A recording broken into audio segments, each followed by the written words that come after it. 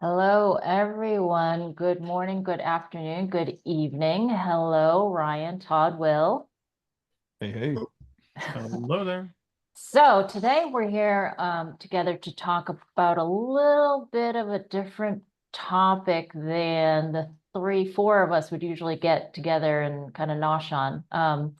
It's called Manage Your Career with Evidence. So today we have a webinar where Ryan, Todd, and Will are going to go through and talk about their personal stories, but how they think about and how they've managed their career using goal and data-driven approach. Obviously, we think a lot about evidence-based management, the four of us.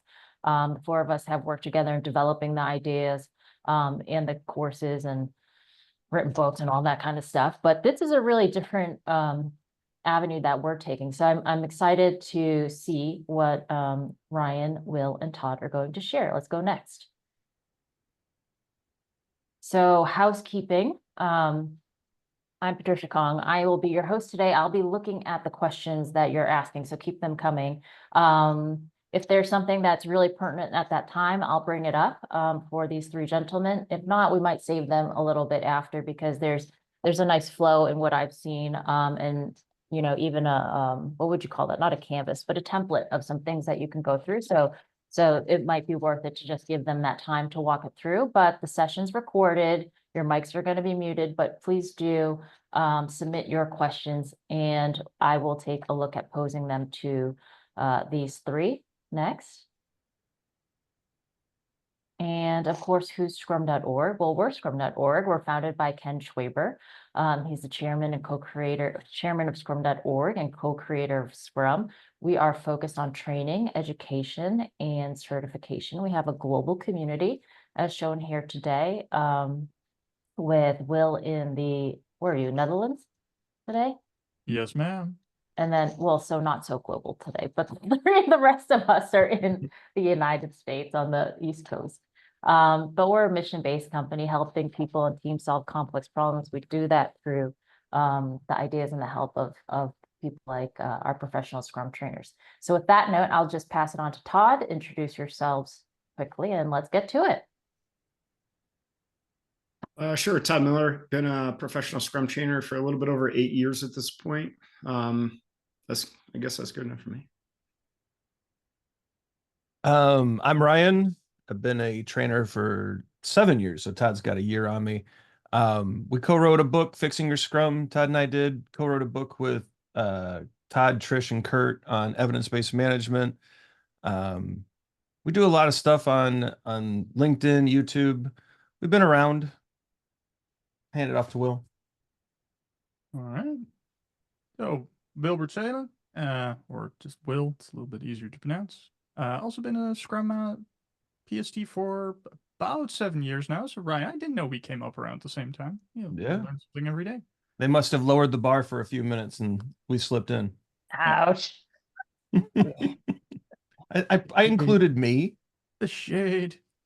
Will's awesome. Very, very active with evidence-based management at organizations. It's, I think, one of the first things Todd and I bonded on, and been working with these two for the past 4 years or so, trying to spread the good word. Very good. So I'm gonna jump in here real quick and just kind of, what are we doing here? And I want to talk about first a not so typical career journey, just kind of a typical career path that we see based, and it'll be based on what Ryan, have done. And then talk about some benefits of actually managing your career with benefits. And I think what's interesting about this topic is that there's benefits on both sides of actually all three sides, manager, employee, and organization. From an individual perspective, I think you're going to see once we walk through the typical path and the canvas, maybe we could avoid being passed over for promotion. Maybe we could make clear what it takes to exceed in your current role or in your current job. And maybe even know when it's time to leave, time to stay, and maybe a little bit in between.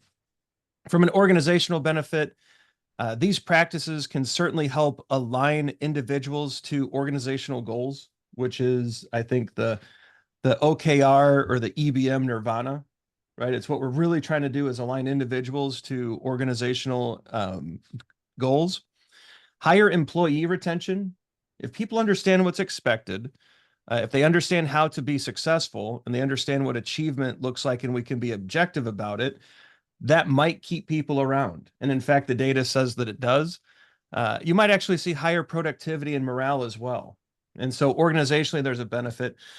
From a management benefit, just having a clear vehicle or mechanism to have this type of conversation with an employee is so amazing.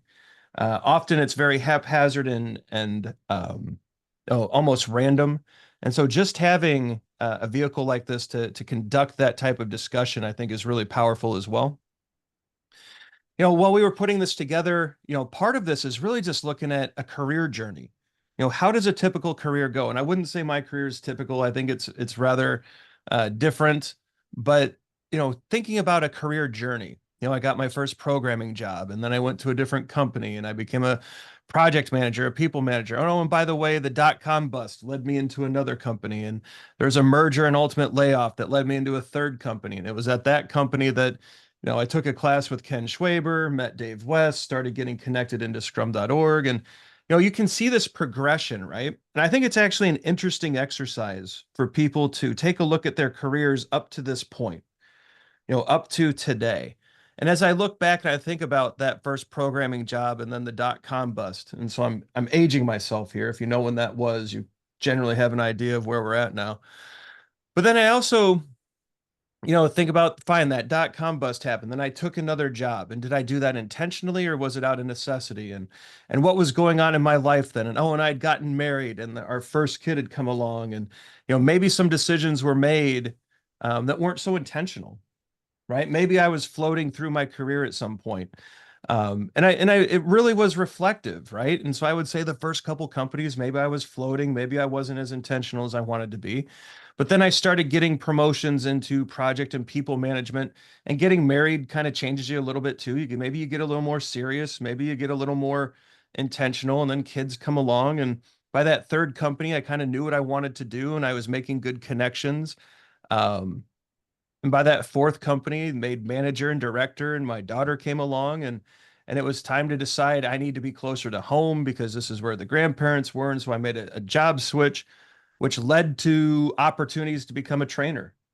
And so I went down that path. And after another company, formed a solo organization, then a partnership with Todd, and now we're working with Will. And it just, everything has worked out, and I'm very happy. But as I think about it, I don't know if it was goal driven. It just seemed to happen. And I kind of allowed things to kind of flow through. And I could add other things here, finally finished a college degree somewhere around the third company because my initial adventure into college, I was invited not to come back, right? So I was able to finish a bachelor's degree right around this time with Agile for Humans, did a master's degree. And so I think what's interesting about this, and I encourage people to do this, is lay it out and see how intentional you were, or if it was an opportunity, a connection, and different things flowing into place. And kind of iterate on this. Like I could add a layer of education to this. I could add a layer of books being published to this. We could add, different collaborations and different podcasts and different, significant moments. And I think it's neat to think about this because if your career is anything like mine, I think Todd and Will and Trish and Lindsay are in the same boat too. Not everything had a goal. Sometimes it just happened. Would you guys agree with that? Yeah. Oh, absolutely. Hmm. And so the thought is, what if we could manage some of these decisions with evidence? And so the journey is interesting. I think it's important to lay that out. But I think the evidence could be helpful. And again, why are we talking about this? This is somewhat random. Did it work out? Absolutely. I'm no complaints on my side. However, what if I had been intentional? From an organizational perspective, like we talked about, being intentional, you have that enhanced engagement. You see reductions in turnover. You see, cost savings of not having to onboard new people. You see an improved workforce productivity and performance. And there's a lot of good data here. 15% more likely to report higher productivity. From that personal side of it. Greater job satisfaction was a big one that stood out to us when we were putting together these ideas. If you set intentional career goals, you're 40% more likely to feel satisfied with your job and your career trajectory. There's a long-term value creation idea, right? You can see a 12% increase in overall company value creation, increased career mobility and growth. If you have intentional, goal-driven plans for your career, it's 25% more likely that you will pursue opportunities in the current organization you're in as opposed to leaving, right? And it's kind of an interesting way to look at that too. So many benefits, so many ideas around that. The evidence, though, I think really brings a lot to this table. You have goals you're working towards. We need that evidence to see if we're actually getting there. And it allows us to make intentional decisions about where we want to be. And it actually also allows us to do a little bit of forward dreaming, some forward thinking, some forward planning, as opposed to reacting to each and everything that happens. I could layer onto this journey. What if I layered on economic downturns? So 2008 was an economic downturn. 2010 was the housing crisis in the United States. 2020 was a pretty big year career-wise for a lot of people. Remote work, pandemic. You start layering all these ideas on, and you see that intentionality and goals could actually help even mitigate some of those big changes that are way out of your control. The US economy is not something that we can control, but it's something that impacts us, right? And so having these goals and having this data could certainly help us work through that. Part of working through that is this idea of a canvas. I'm going to hand this over to Todd and Will to walk through this, but this idea of laying out some intentionality through working through this canvas is really a powerful way to approach this. I'll let these guys take it from here. Yeah, I think Todd and I we spent a lot of time riffing ideas off of each other. And I think at one point we, as an experiment, right, we decided to see what would happen if we pointed evidence-based management at ourselves. Right? In terms of what would be our strategic goal? What would be our intermediate goal, our immediate tactical? How would these things translate? And what we found, and by the way, we'll make this canvas available later on if people want to try it out. And what we find is there's a lot of things already out there that answer some of these questions, but really coming to a cohesive whole is kind of where the magic's at. So we start by looking at, well, what is the purpose we're trying to achieve here, right? In the long term. And we're not looking for an exact answer there. Of course, you can put down, I want to be CEO of my own company. That's totally up to you. You can dream as much as you want. But, what's overall the direction I want to be in? And then we can start peeling that down, right? Because it's really hard to plan for the next 5 years. There's a lot of people have opinions on that. So we take it down a notch and we say, well, okay, if that's where we want to be in the next 5 years, what does that mean for this year? What does that mean for the next 6 months or 9 months, right? Where do I need to be to make sure that I'm on that track, but also just to figure out if this is the track I really want to be on? And 6 to 9 months is already quite a lot of time, and a lot happens in that time as well. So then as the final step, we look at the here and now, right? I'm currently working on things. Where do I need to be by the end of the month to tell me if I'm on track to where I want to be 6 months from now? That tells me if I'm on track to where I want to be 5 years from now. And using that, I can then look at, well, if this is where I want to be at the end of the month, how do the things that I'm currently doing helping me get there? Right? That reflection. And beyond that point as well, if this is my ambition for the next 6 months or 9 months or so, how did the things that are already planned for me or that I already tentatively agreed to do this year, how are those things going to help me? Right? Should I be doing those things? Should I try to divest myself on some of these things? Should I double down on some of these things? Right? That kind of reflection you get from goals.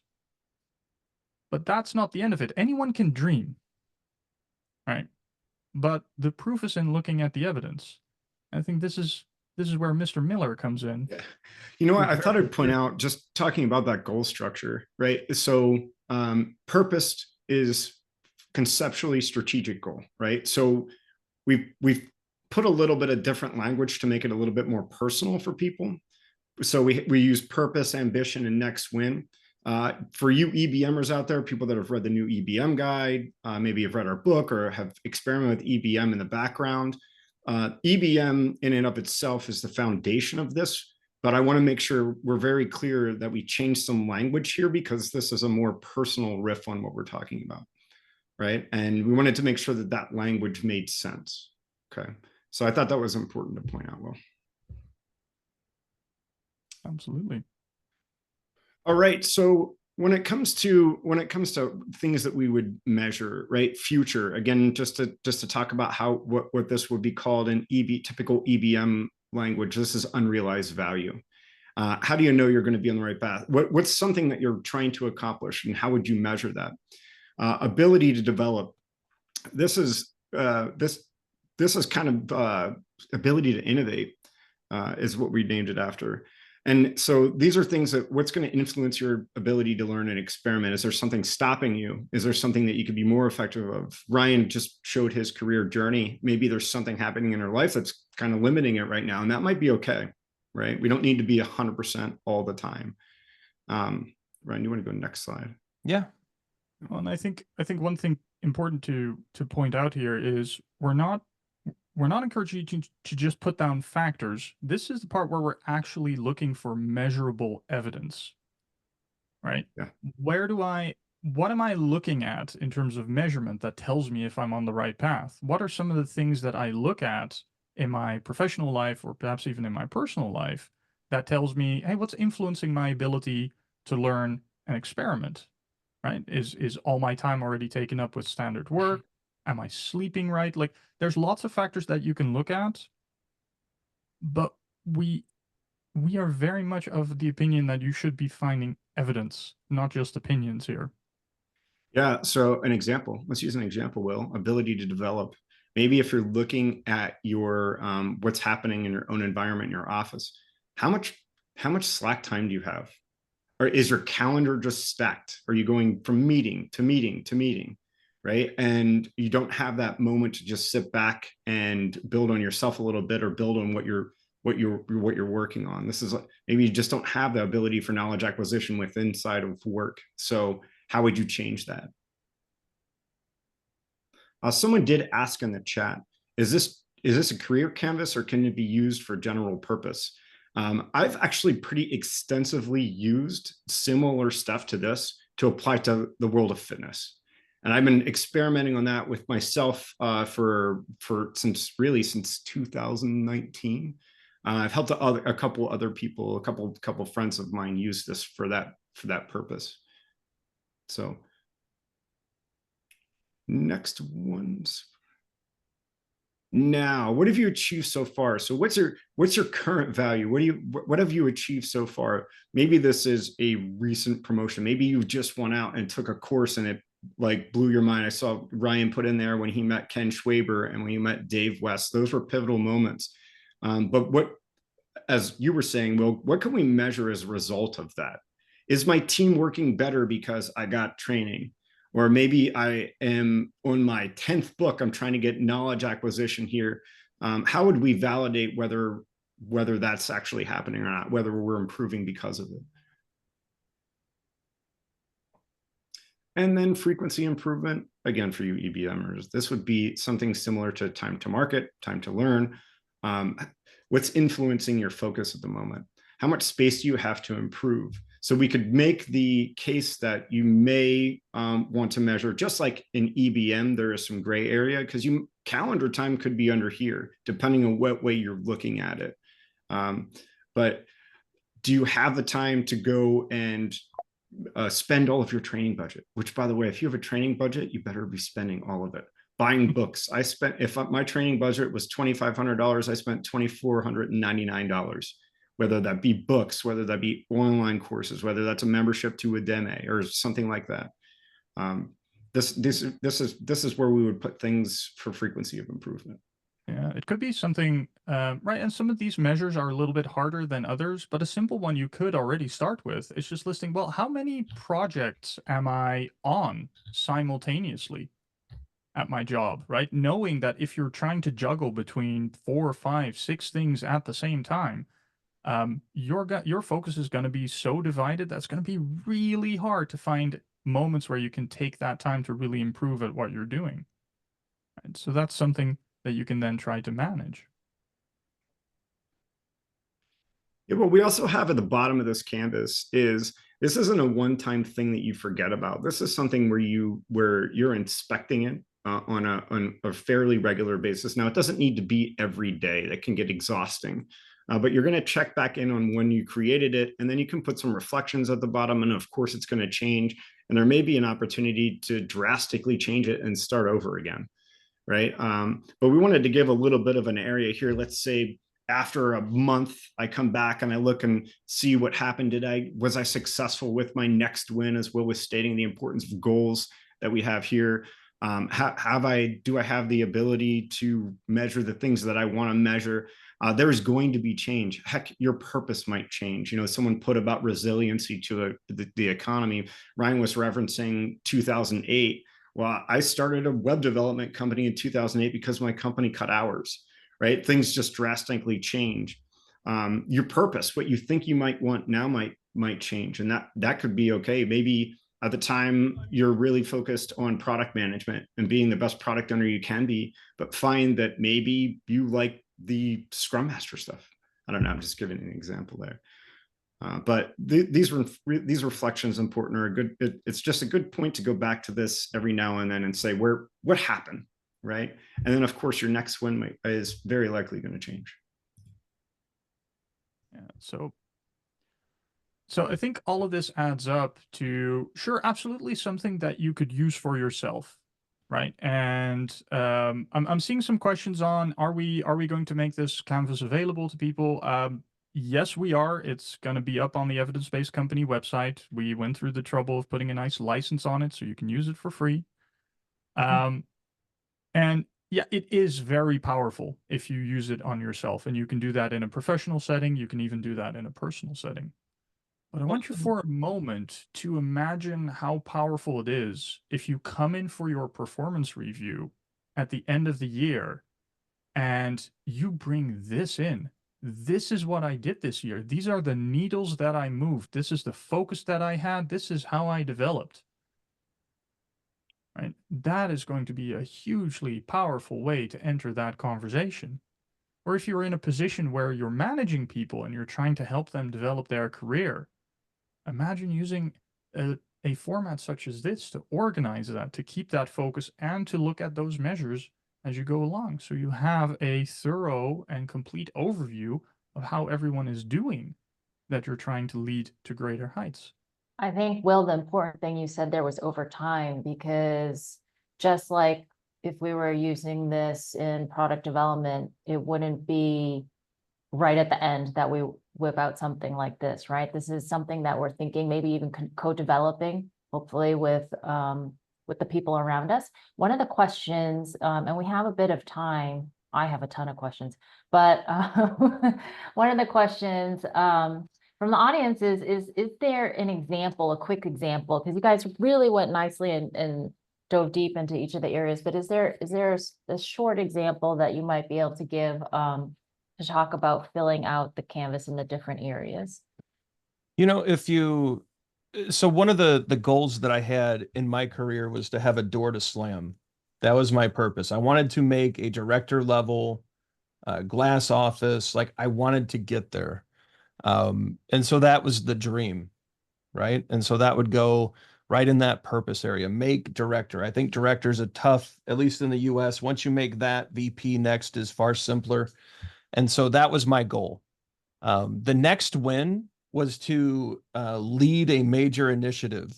I'm sorry, the ambition was to lead a major initiative and demonstrate that I had some leadership capability, that I could organize people and teams, that I could, work collaboratively with people at the peer level that I was trying to achieve. And I wanted to do that within the next 6 to 9 months. The next win was convincing my manager that I should be the next person that takes on that initiative. And so getting in the office a little bit early, making sure that everything that I was asked to do was done well with high quality, bringing up whenever an opportunity came up with my manager as soon as it became available. Doing those little things, the basics that made sure that when that opportunity popped up, there was no question that I was capable of doing it. So the do now was essentially making sure that I was over communicating with my manager on project status and work status and making sure that they were very comfortable working with me and that they could trust me to be in that position. And a lot of my do nows were built around that, building the trust. The say-do ratio was high. The work quality was high. If there were any issues that would pop up, they were addressed immediately. I would show up to project meetings well prepared. I walked the walk of the position or the role that I was trying to achieve. The do later, like I pushed a lot of stuff off. There were things that I wanted to do, like right around that point where I was really trying to achieve that position. There were other, side projects and initiatives that I had to list, like that I would list in this do later to just say, no, I can't, I've got to be laser focused on relationship building, honing my craft as a project manager / people manager, ensuring that, the projects that were in my portfolio that were excellent. And so I delayed some things. Now, things influencing my ability to develop, I had a very difficult technology runway that I needed to improve and correct, right? I had 37 applications that were part of my my application portfolio, and I needed to get it down to 5 so we could make it more supportable. Like that was something that was really holding me back. The future. So what I was really looking at there was being considered and being involved in various conversations with my manager. Was I getting called into the bigger discussions with the higher level people? Was I being seen as someone that could be trusted in those discussions? And the more of those events I got included in, the more that I felt like I was making progress. Up to that point, what have I achieved now? I had minor project success. So there were initiatives that I'd helped deliver. There were things that I helped stay late and deal with. I was making good connections in adjacent departments.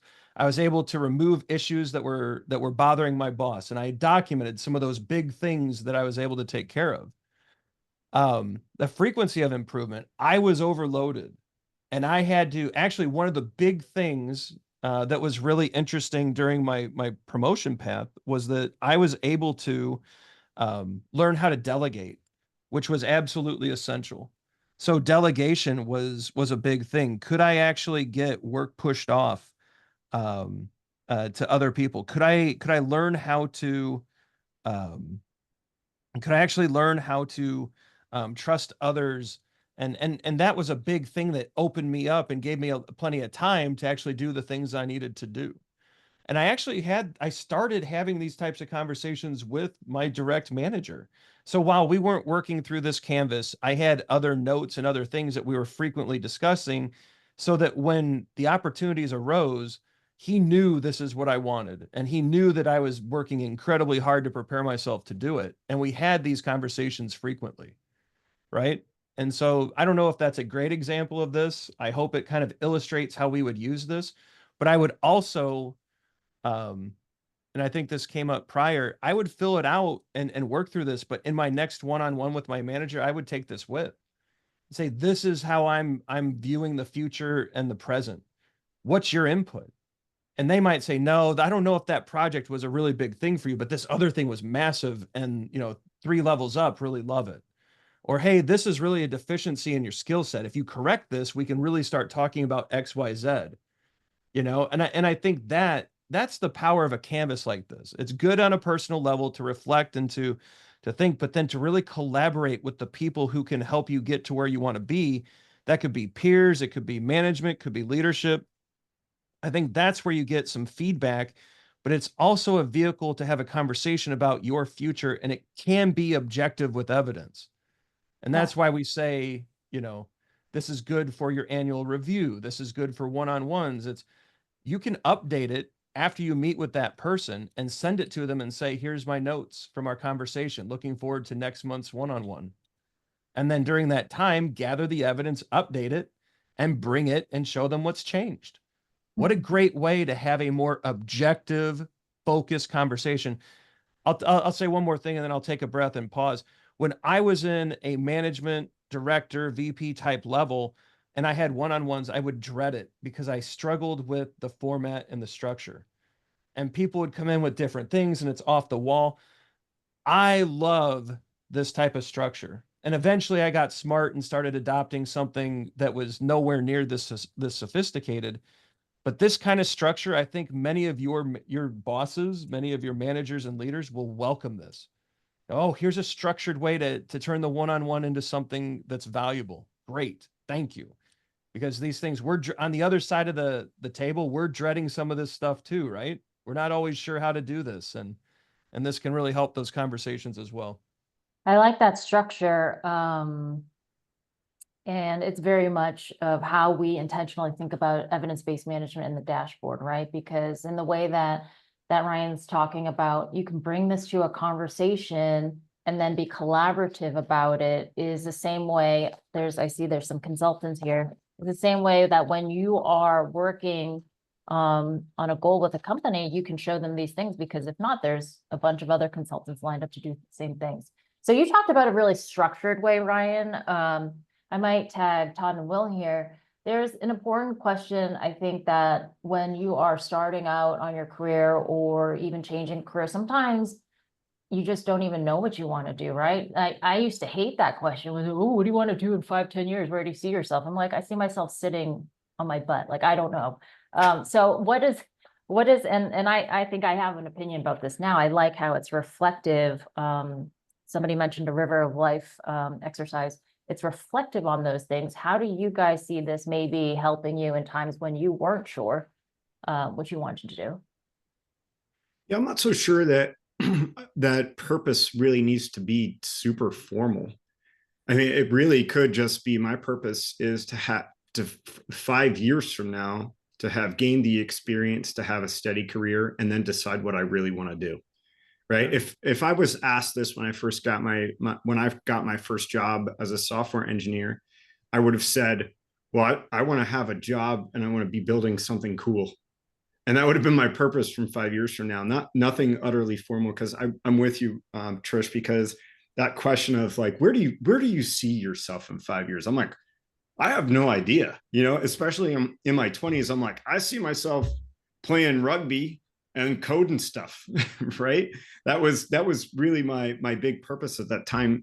I think it would be a little bit easier for me to discover like an ambition. I want to get really, really good at the latest version of .NET. I want to get really good at that in the next couple months. My next win would be to try something new, to evaluate the structure of this and get rid of some technical debt and become a better programmer than I was a month ago. Right. So I think there can be some informalness to this. At certain points in my career, absolutely would need informal to this. So I'm not sure if that answered your question or not, Patricia. I still don't know what I want to be when I grow up.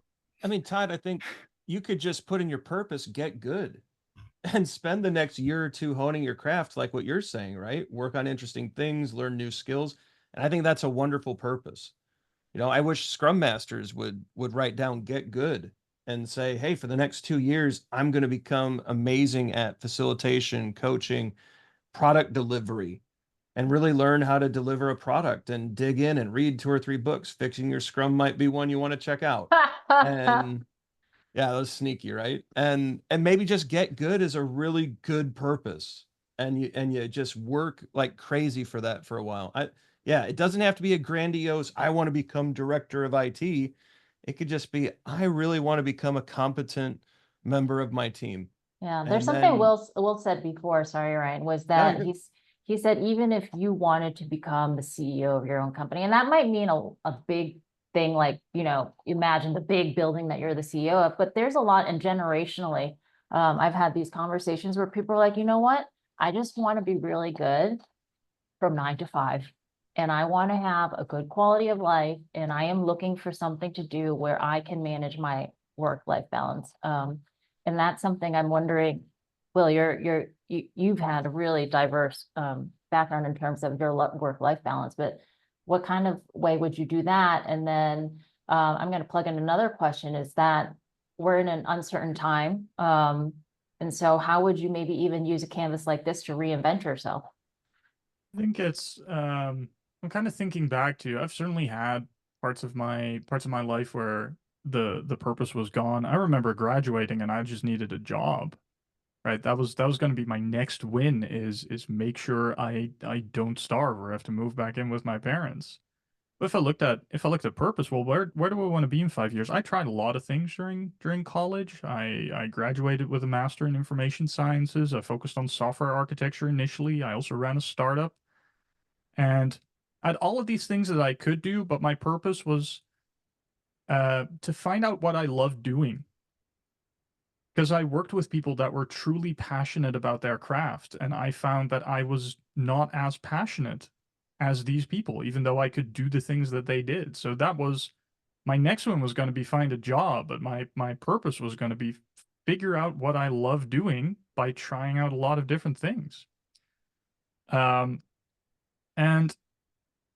I think there's a nice speech by, I think, Steve Jobs, who mentioned there's no time wasted unless you allow it to be wasted. Like, you pick up lots of different skills and experiences throughout your career.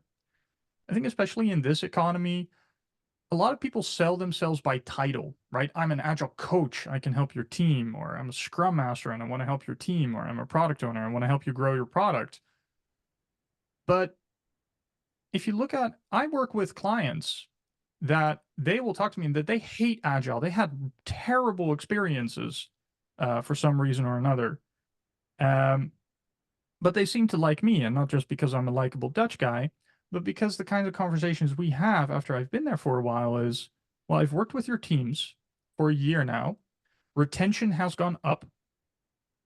Team productivity has gone up, which we can see in higher quality, in higher customer scoring, in better employee engagement, which is done frequently through surveys. So here's just a bunch of numbers that say that I moved the needle in ways that you find important. And when I show that, I ask, well, how do you do that? And then I can say, well, I use a few agile techniques every so often, but they don't care, because people don't care how you do what you do. They care about the results you deliver, right? But if you sell what you do, you're selling the wrong thing. You have to sell what you've delivered. And that'll get you through almost any door. Sounds like we have a lot of great information here and experience, and also questions that would make for a great podcast, actually, especially feels like a lot of people are trying to figure out what to do next, and we don't have those exact answers, but that's why a canvas like this might be interesting for people to try. Ryan and Todd, I think this is a great question for you both. How would you use something like this to run your business? Yeah, so that's how we run our business. We use evidence-based management to run our business. And I mean, you could just take the lens of this. We're talking about this from a personal development perspective, but you could just expand that lens. I was mentioning this is what I do for fitness. I've been using this for fitness for 5 years. I think I probably talk about it a little too much with Patricia, Will, and Ryan. But through the lens of fitness, like something like ability to develop, right? That I think of that as like if I'm injured, I have like an injury rate, what's hurting, what's broken, something always is on me. Or flexibility. There's an app you can use to measure flexibility, right? Ryan and I, when it comes to our ability to develop as a company, we check calendar time. I have something that goes on, and we have an Agile for Humans. I have a script that I wrote that goes out to our Google Calendar and checks how much book space we have, because 100% isn't good. Neither is 10%, right? So I think you would just put this in the lens of a business, maybe change. You could still use the language that we have here, but maybe change a little bit of the reflections for it a little bit. I remember y'all had a great thing when you were running your business and you were just back to back training, consulting and all these things. And you said, wait a second, we need to look at our ability to innovate.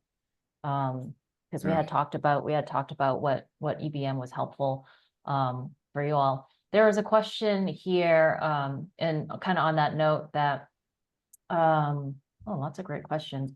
There was a question about how do you use this to kind of demonstrate, how good you've been for a company. I think that for me at least, there's something, I don't know how you all feel, but it's a little bit different. There's some purpose in this of personal. So how am I trying to improve as a professional? And then when I think of like an EBM dashboard, and this is how I've done it, and this is what we're trying to do, those to me are two little different things. Yes, they might talk to each other, but this is really about aspirationally, where am I trying to move? How am I contributing to my career? How am I trying to contribute to the company or somewhere else? And then in terms of how am I making an impact for our company, I think that those are really hard metrics that you would talk about in terms of delivering value. I think, Like Ryan was talking about. yeah, Trish, I totally agree. And I think if someone wanted to get started, I think that kind of that career journey, just lay out, from onboard to today, the major milestones. And then to Trisha's point, see if you can actually put some hard data to them. What was the cost savings? What was the return on investment? What was and I think there's some really good, there's some good areas on this canvas that you could use as well. But I think that journey, a lot of people skip over that. And I found it enjoyable. I hadn't thought about, and I did it at a super high level. I think I'm going to zero into a couple key moments and really think about how things went and how random and crazy it truly was. But um, with certainly a lot of blessings along the way. But just really think about through that journey, what were the major milestones of your career and what were the major things that you should be talking about? And I think that can help inform purpose, and that can help inform directionally where you're positioned right now. And but I wouldn't skip that step. I think there's a lot of good things that can flow from that. There is a question here that I think is really interesting, especially when we're talking about measures and metrics in general. Because especially when we're thinking about it in a complex environment, the way that it's intended in EBM, yes, it shows you progress, but it's also helping you make decisions.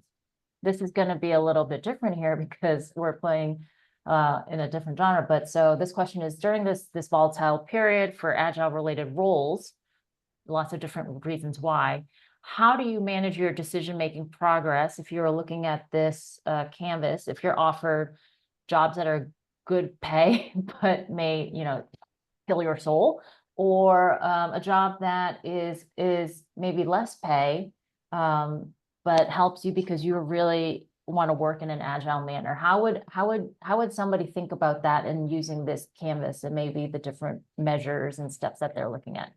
Well, Yeah, I think this sorry, is go ahead. really personal, and I want to make sure that we don't come across as being career guidance counselors, right?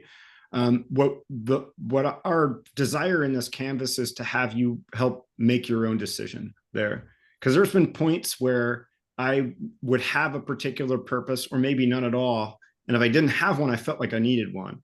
Or if I had one, I drastically changed, right? I was very interested in product management for a really long time and just focused in on that. My next win, my ambitions all were driving towards becoming better at product management because I love building products, right? But that was really personal for me. I don't know that we want to give advice because this is personal, but the hope and desire is that this will help to guide you in making your own decision as what's best for you at any given point in time. But I think it can also 100% agree with Todd there. We're not guidance counselors by any stretch, but I think it is personal. And if you work through the journey and the canvas, you've got really great materials to sit down with your manager and have a discussion about where you could go in your current organization.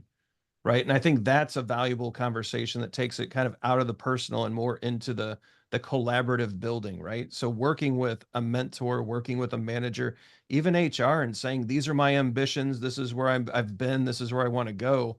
That could be really valuable as well. And this also could be valuable to bring to a job interview if Correct. you're currently seeking employment. Love Will, what that did you too. want to plug in?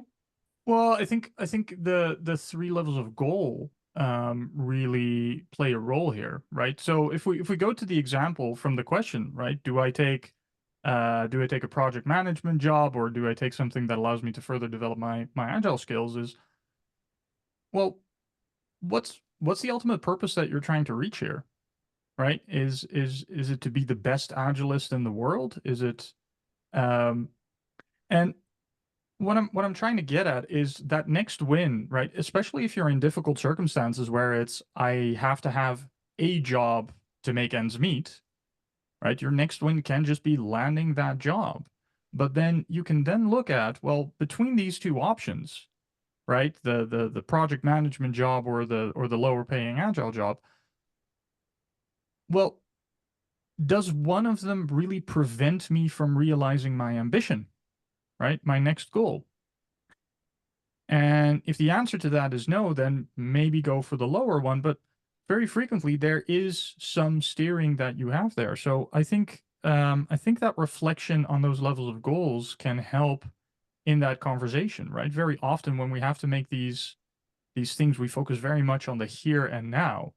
And I think what this allows you to do is look beyond that horizon and kind of see, well, is there something in here that could potentially help me, right? Maybe getting into that project manager position, if you get to a point where you're trusted, you can probably start introducing some agility in there because, hey, if the team is doing complex work, some of that can really help them. And again, who cares if your stakeholders think you're a great project manager um, if you deliver results? And if on the back end you use all those agile techniques you've been trying to experiment with. You know, I'll That- tell a super quick story. I was very similar to what Will was laying out, you know, learning the skills, trying to my purpose was really just to get good and take advantage of a moment. And I happened to be and I don't even know how I got pulled into this conversation, but the vice president of IT at a very large company was frustrated with the project. It was behind, it was floundering. The person at the charge of it just rage quit over it and walked out. And he's like, "What are we going to do?" And I just walked up and I had prepared myself for this. Like I was really working on the skills. I was my purpose was to get into, you know, one of these positions of leading a project. And at that moment when the VP was frustrated, I said, "Look, I've got this idea. I think we can do something interesting in the next 4 weeks. We can check in and see if it's going well." And I said it confidently enough, and I had been working towards this hard enough that he turned to me and said, "You know what? Do it." And 4 weeks in, the project was taking a nice upswing, and it was largely due to efforts of people on the team. They did a great job. I think all I really did was bring some calmness back to the situation. But in any case, I worked through what I wanted to do. And when a moment popped up, I had actually put in some work and was ready and said, "I can do this," and got the chance. And that projected me into eventually people management and executive leadership and other things. But to Will's point, it's, you know, figure out what you want to do, figure out the skills, get working on them, because there are opportunities that will pop up throughout your career, regardless of where you're at.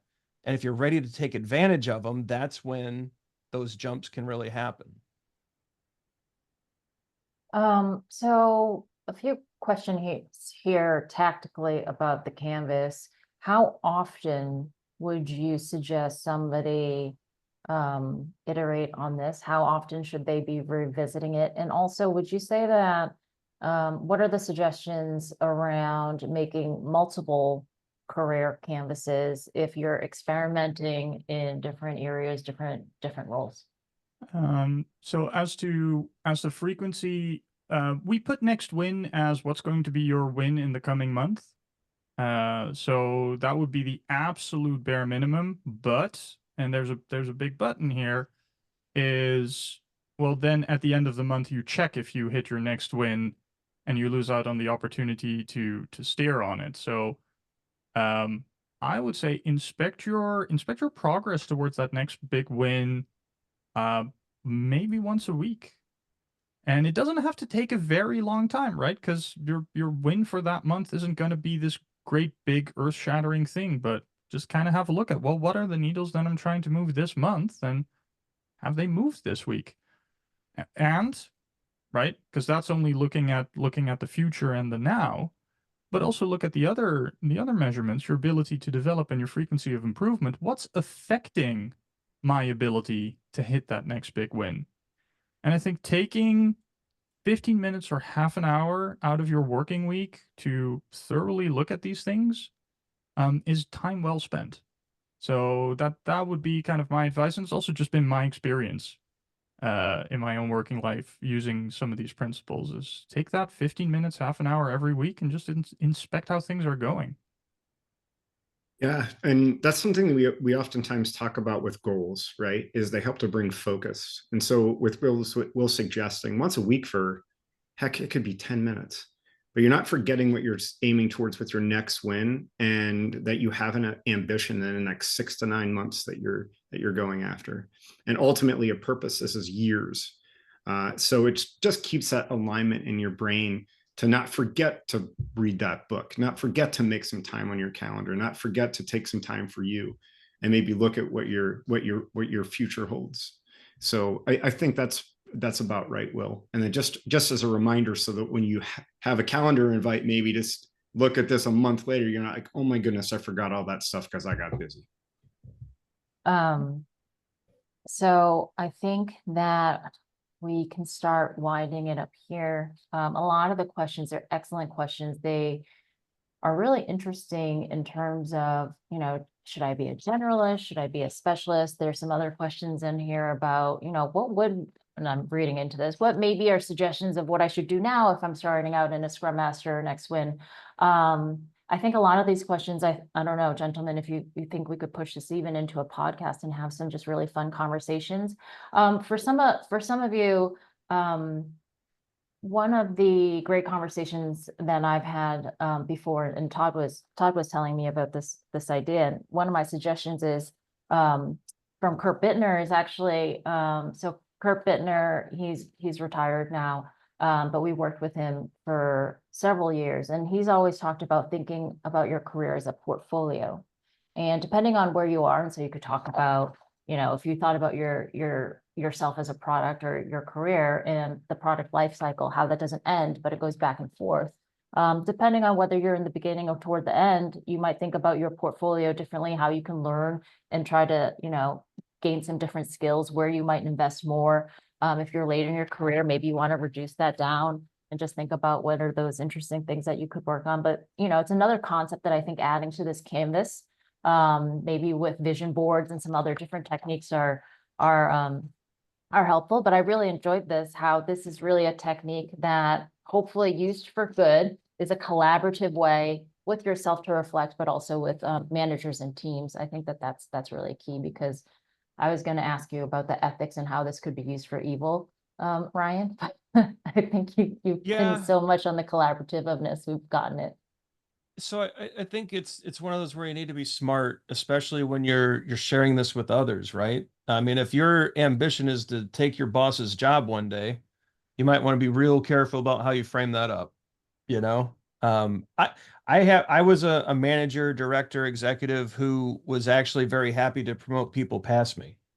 I saw that as a good sign of developing talent and creating opportunities for people. And so I think people were a little more open with me about their ambitions. And if they said, "Hey, I want your job one day," I was like, "Cool," because I want the next job up too someday. Like, let's figure that out. Not everybody's going to be like that. And so, you know, remember your audience, remember what you're doing there. But in general, if your purpose and your ambitions are aligned with the goals that have been laid out for you to some degree by the organization, you're probably going to be in a good place, right? Just, I think, remember your audience and be mindful and a little respectful. And I think that'll go a long way. I think one of the best pieces of career advice I ever got in my second job was, and I'm paraphrasing a bit here because it was delivered in Dutch originally, is make sure you're planning out your own story or you're going to be part of someone else's. Yep. And I think a canvas such as this really forces you to evaluate that of in terms of purpose, in terms of ambition, am I really working on my own story here? And is this place where I'm at helping me to do that? Or and is someone else's story forced upon me here?